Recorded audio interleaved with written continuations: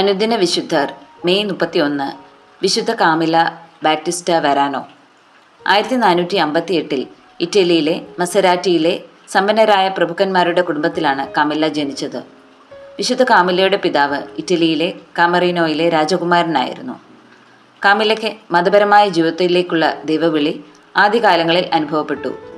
എന്നാൽ അവളുടെ കുടുംബം ആദ്യം അതിനെ എതിർത്തു. അവൾക്ക് നല്ലൊരു വിവാഹ ജീവിതം ലഭിക്കണമെന്ന പ്രതീക്ഷയിലായിരുന്നു അത്. 23 വയസ്സുള്ളപ്പോൾ കാമില്ല ഉർബിനോയിലെ ഓർഡർ ഓഫ് പുവർ ക്ലേയേഴ്സിൽ ചേർന്ന് കന്യാസ്ത്രീയായി. 1505 ജൂലിയസ് രണ്ടാമൻ മാർപ്പാപ്പ ഇറ്റലിയിലെ ഫെർമോയിൽ പാവപ്പെട്ടവർക്കായി ഒരു ക്ലെയർ കോൺവെന്റ് സ്ഥാപിക്കാൻ അവളെ അയച്ചു. ക്രിസ്തുവിൻ്റെ ചോരയൊലിക്കുന്ന കാൽക്കൽ തന്നെ പിടിച്ചുകൊണ്ട് 2 കെരൂബുകൾ നിൽക്കുന്നതായി അവൾക്കൊരു ദർശനം ലഭിച്ചു. ജീവിതത്തിലുടനീളം യേശുവിൻ്റെ കഷ്ടപ്പാടുകളോടും അവൻ്റെ പീഡാനുഭവങ്ങളോടും സ്വയം താതാത്മ്യം പ്രാപിക്കാൻ വിശുദ്ധ കാമില്ല പരിശ്രമിച്ചു.